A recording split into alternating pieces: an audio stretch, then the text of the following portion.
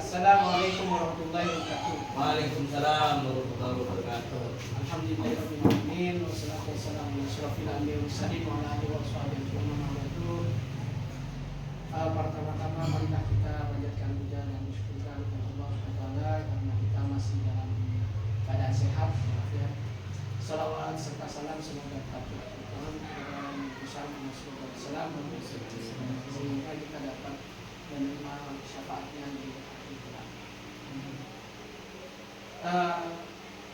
Untuk mempersingkat waktu, jadi begini Bapak Ibu, kemarin Papa Faiz sudah melaksanakan rangkaian kegiatan PKI, dan dalam pembelajaran itu dia pakai permainan tradisional. Benar Pak Faiz? Ya, benar. Sekarang Pak Faiz minta dalam kegiatan ini akan melakukan pemaparan dulu, setelah itu baru kita diskusi. Ini merupakan langkah tindak lanjut dari kegiatan sebelumnya, benar ya? Baik. Langsung saja kami berikan waktu kepada Bapak Faiz untuk memaparkan hasil dari kegiatan kemarin. Kepada Bapak Faiz kami persilakan. Assalamualaikum warahmatullahi wabarakatuh. Yang terhormat PLT Kepala Sekolah Bapak Fauzan serta Dewan Guru yang sudah dihadirkan hari ini. Pada pagi hari ini saya akan melakukan rencana tindak lanjut yang topiknya itu adalah di dalam jiwa yang sehat terdapat tubuh yang sehat. Di dalam judul di sini saya melakukan rencana tindak lanjut yang diambil dari kisah atau curhatan kisah sehari-hari ketika pembelajaran BJK, di mana pada pembelajaran BJK terkadang anak-anak itu curhat kepada saya tentang keterlibatan atau kecenderungan siswa sekarang itu kepada game atau gadget, sehingga saya sebagai guru olahraga menyusun atau mencari bentuk olahraga yang cocok untuk bagaimana anak-anak tidak lagi tergantung pada gadget. Salah satunya adalah aktivitas gerak, permainan gerak. Di sini saya berkeinginan untuk membangun budaya tanpa gadget atau mengurangi ketergantungan kita atau siswa kita itu terhadap gadget di permainan gerak. Yang kedua, di sini ada latar belakang. Di sini permainan ini mungkin hampir dimakan zaman karena anak-anak beralih pada permainan elektronik yang lebih canggih. Hampir seluruh permainan anak-anak saat ini menggunakan sistem komputerisasi dalam pengurusannya. Bahkan ada beberapa siswa yang pada hari ini mereka cenderung untuk bermain slot, yang dimana slot itu termasuk judi online.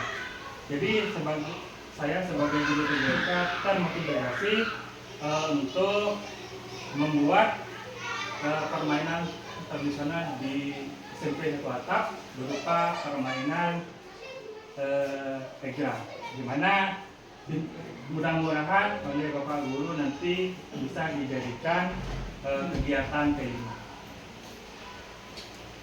Yang ketiga, tujuan program di sini tujuannya adalah dapat meningkatkan kekuatan otot tungkai, kaki dan abdomen, lengan serta tangan, melatih keberanian dan percaya diri terhadap kemampuan tubuh, melatih kesabaran, keuletan dan ketekunan. Karena mempelajari permainan egrang dibutuhkan latihan yang konsisten.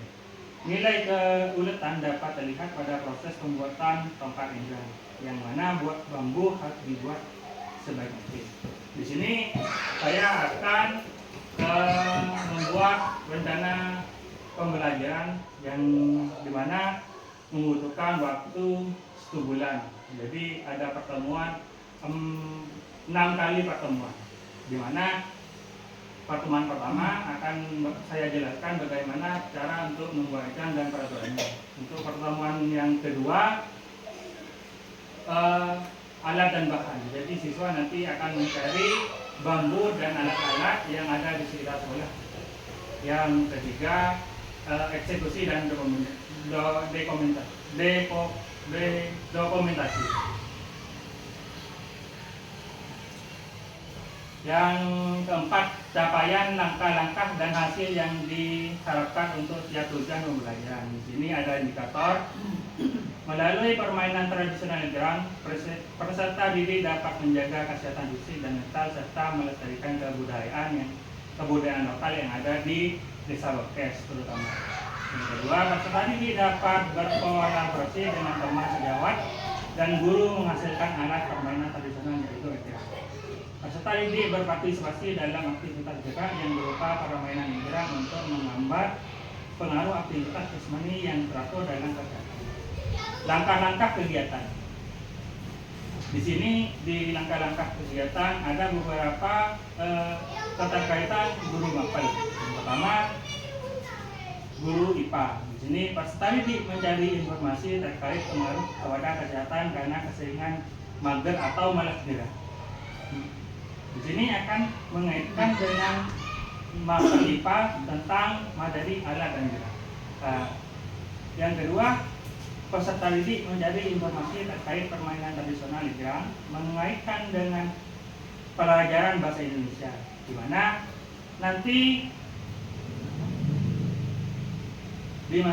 nanti siswa akan menggali informasi tentang penguatan literasi kepada guru bahasa Indonesia yaitu Pak Lisnadi. Yang ketiga, peserta didik membuat alat Negerang disesuaikan dengan tinggi badan, mengaitkan dengan pelajaran matematika dengan materi pemrograman. Ini akan berhubungan dengan Ibu Diah, mungkin bisa dibina untuk anak-anak nanti tentang cara mengukur. Peserta didik mendemonstrasikan permainan Negerang hingga dalam bentuk perlombaan. Jadi nanti actionnya setelah siswa itu latihan dan bisa sudah dibuat juga alat-alatnya, kita akan mengadakan kegiatan perlombaan Negerang. Yang kelima, struktur program dan mitra dalam komunitas belajar dengan struktur yang jelas dan terorganisir, di mana proyek ini dapat berjalan dengan lancar dan efektif serta memberikan manfaat maksimal bagi peserta didik. Sasaran program ini yaitu ISA FASD kelas 8 dan kelas 9. Yang kedua, pelaksanaan program proyek ini dilaksanakan selama 12 JP atau 4 kali pertemuan dalam proses pengenalan proyek hingga menghasilkan produk. Karena proyek ini membutuhkan keterampilan dari peserta didik untuk mengaplikasikannya. Terkait dalam tahap perlombaan nantinya bisa dilaksanakan kegiatan class meeting di akhir semester. Nah, nanti kita setelah ujian di bulan Desember, insyaallah ini kegiatan bisa selesai dan permainan Negerang bisa dimasukkan dalam kegiatan kelas meeting. 1. Aset manusia, guru, siswa, dan wali murid. Yang kedua, aset finansial, dana pos dan partisipasi dari grup WhatsApp wali murid. Yang ketiga, aset politik, UKS, Puskesmas setempat dan instansi terkait. Di sini di dalam permainan ini banyak yang terlibat, antara lain guru, wali murid, dan dana pos dan sarana prasarananya serta instansi terkait. Yang keenam, aset best taking di SMP Negeri 1 Atap Bekes. Aset manusia, kepala sekolah selaku pemangku kebijakan komite 16 orang, guru dan didik. 10 peserta didik fase D kelas 8 dan kelas 9 serta wali murid. Aset fisik, gedung sekolah, ruang kelas, ruang lab komputer, musala, halaman sekolah, pohon bambu yang berada di lahan belakang sekolah, lapangan sekolah sewa. Aset finansial, dana bos dan partisipasi dari guru. Aset politik, kemitraan sekolah dengan Puskesmas setempat, polsek, kado dan tokoh masyarakat. Lanjut. Rencana evaluasi. Evaluasi dapat diambil dari refleksi atau umpan balik dari peserta didik dan rekan sejawat. Di dalam komunitas Gombel dan rencana evaluasi saya nantinya ingin mencoba jika permainan egrang ini telah direalisasikan di kelas atau fase D. Apakah permainan ini bisa juga diterapkan di kelas rendah, misalnya kelas 7? Next, lanjut ke dari ke-8, yaitu tantangan. Di sini tantangannya adalah ketika proyek ini diterapkan di kelas rendah, kemungkinan tantangannya akan timbul antara lain. Peserta didik di kelas rendah belum bisa menjaga keseimbangan dalam permainan egrang. Peserta didik belum bisa menjaga keselamatan karena belum mengenal risiko atau model peraturannya. Yang ketiga, peserta didik belum bisa membuat egrang sendiri karena di kelas rendah masih berada dalam tahap itu. Yang terakhir, solusi. Nantinya agar proyek ini dapat diterapkan di kelas bawah dengan cara membuat alternatif lain atau modifikasi alatnya. Misal egrang yang awalnya terbuat dari bambu bisa diganti dengan batok kelapa atau kaleng bekas agar risiko dapat diminimalisir dan proyek dapat diaplikasikan di kelas ini. Lanjut, next, yang ke-9 yaitu penutup. Pembelajaran berbasis proyek menggunakan permainan tradisional egrang diharapkan dapat meningkatkan keterampilan fisik, kerjasama, serta pemahamannya kepada budaya di kalangan siswa kelas 8 dan kelas 9, di mana siswa kita ini sekarang sudah ketergantungan terhadap gadget, sehingga bagaimana kita sebagai guru dan lembaga mencari solusi agar mereka tidak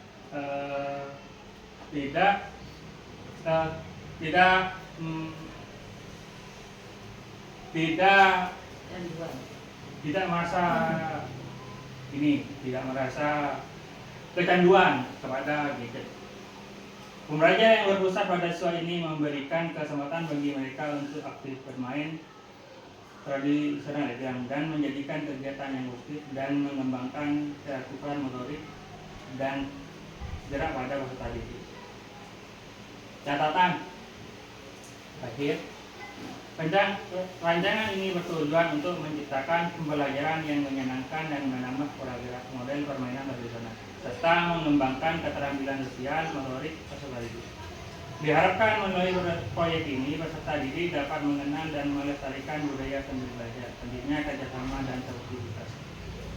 Terima kasih. Mungkin sekian pemaparan dari saya sebagai guru olahraga. Saya kembalikan kepada moderator. Ya. Baik, memasuki diskusi, kami berikan waktu kepada Bapak Ibu untuk bertanya. Dan disebutkan sudah tahu apa yang perlu ditanyakan. Ada?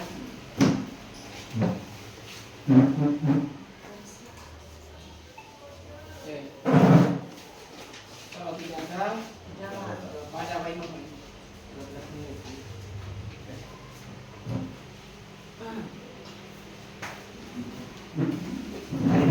Pertama kali, Assalamualaikum warahmatullahi wabarakatuh. Waalaikumsalam warahmatullahi wabarakatuh. Materi ini sepertinya sangat menarik dan bagi saya, terutama yang berada di sekolah kecil, ini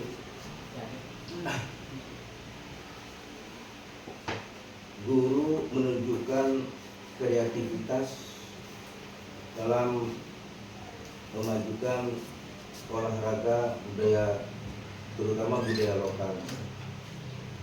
Ini sangat kreatif sekali Pak Faiz untuk untuk memandang bahwa egrang ini salah satu budaya lokal yang ada di tempat kita, tempat yang terpencil. Namun di sini ada beberapa hal yang mungkin saja yang terbersih di benak saya, bahwa apakah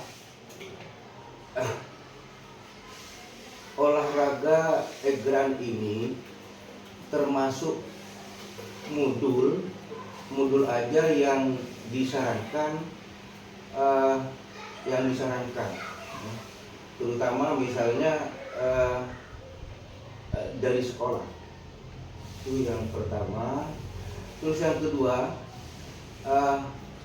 ini mungkin agak lebih menukik sedikit ya dari penemuan yang dianukan oleh Pak Faiz ini. Siapa yang sebenarnya yang menemukan pertama kali olahraga egrang ini, dan bagaimana perkembangannya dalam dunia pendidikan yang berkesinambungan dengan permain. Artinya bahwa ini sangat laku di kita, dan bagaimana kesesuaiannya dengan permin yang ada di pemerintah kita. Kemudian yang ketiga, mengapa Pak Faiz ini sebagai guru olahraga memilih egrang sebagai olahraga yang sesuai dengan budaya lokal? Apakah tidak ada hal-hal atau olahraga yang lain yang lebih menarik, yang bisa berkecamuk dalam dunia olahraga nasional? Apakah tidak ada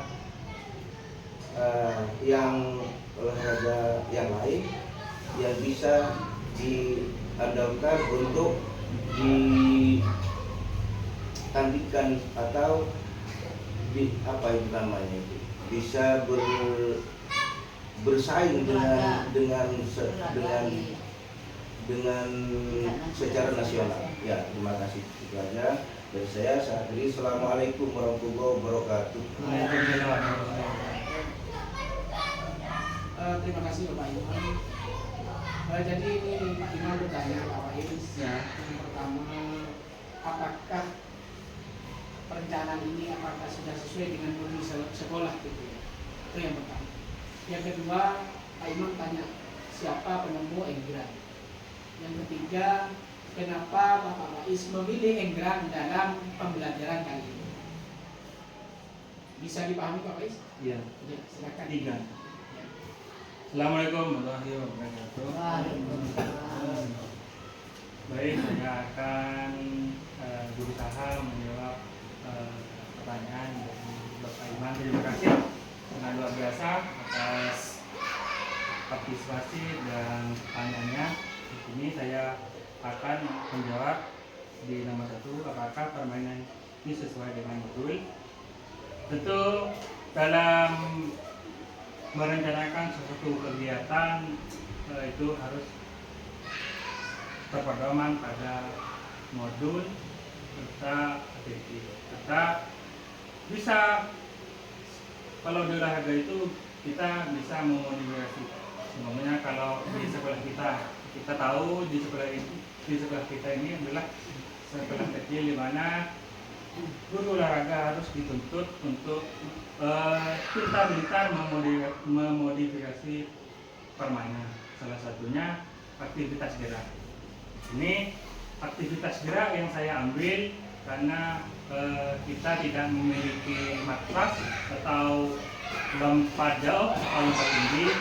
Saya memodifikasi permainan agar anak-anak ini tidak lagi memiliki kecenderungan terhadap HP atau gadget, sehingga saya mengaplikasikannya dengan permainan tradisional yang ada di sini, yang mudah. Seperti bambu itu kan mudah kita dapatkan di daerah kita. Kalau sudah di daerah kota mungkin bambu itu sudah jarang. Nah, yang pertama mungkin itu. Jadi dalam merencanakan harus sesuai dengan modul dan aktiviti. Yang kedua, siapa penemu egrang? Saya sempat scroll di Google itu, ternyata permainan egrang itu ditemukan oleh orang-orang masa lalu. di Google atau di internet itu tidak menjelaskan siapa penangnya, cuman permainan egrang ini pertama kali dimainkan di daerah Jawa Tengah, yaitu daerah Solo. Dimana daerah Solo itu banyak, di pinggiran Solo itu banyak pohon-pohon egrang, pohon-pohon bambu, sehingga permainan tradisional egrang ini awalnya di sana. Menjamur sampai ke Pulau Madura dan daerah kita, daerah Pamekasan. Yang ketiga, mengapa memilih egrang? Karena olahraga yang sesuai. Jadi saya memilih egrang ini karena kita kemarin ikut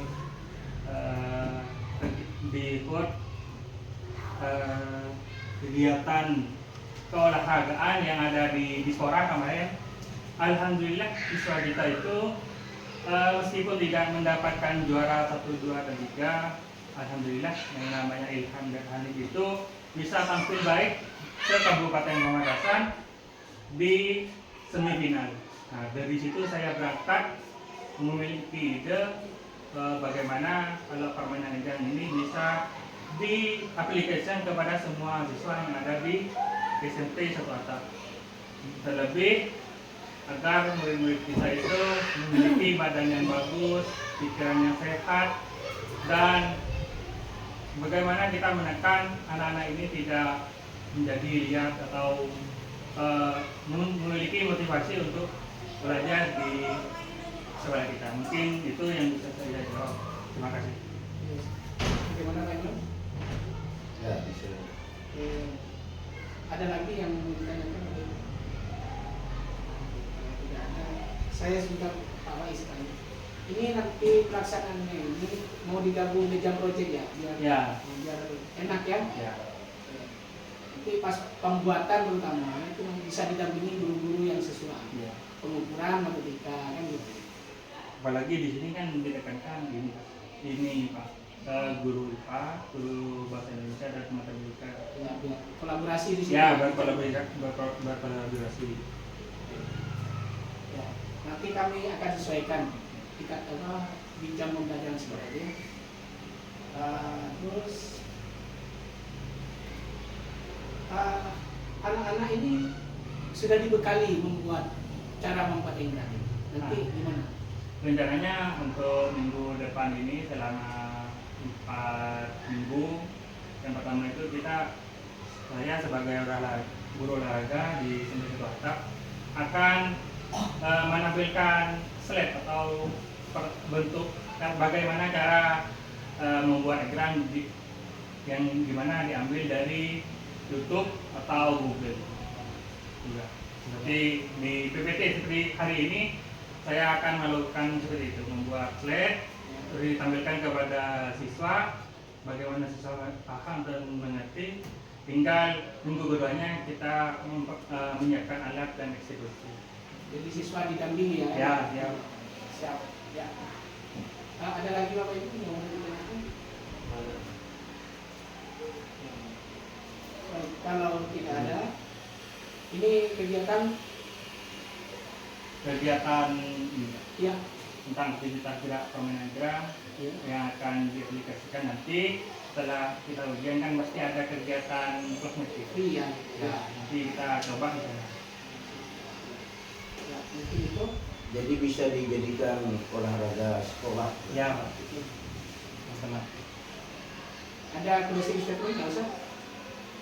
Mungkin dari saya semoga kita sebagai pendidik bisa atau mampu membawa anak-anak kita ini kepada pemahaman yang baik, bagaimana kita menggiring siswa ini dari sikap yang kurang baik menjadi baik, melatih kegiatan kita olahraga keagamaan yang banyak yang ada di banyak program-program unggul yang ada di SMP Satu Atap, seperti halnya setiap hari Jumat kita mengadakan pembacaan Yasin dan Tahlil, itu termasuk kegiatan di mana kita berkolaborasi sama kepala sekolah, guru dan siswa, bagaimana kita mencetak siswa-siswa kita itu memiliki akhlak yang baik dan pemahaman yang baik.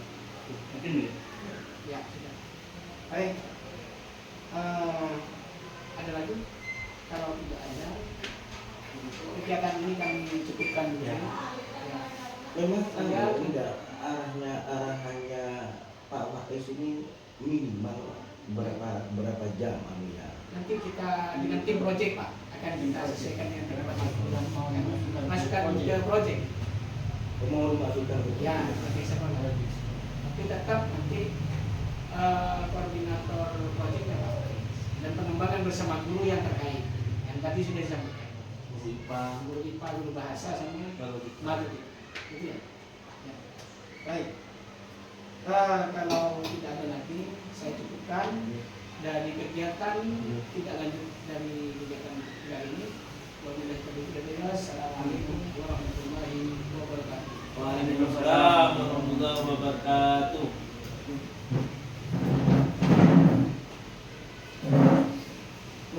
Mun nih, coba nyatanya guru sudah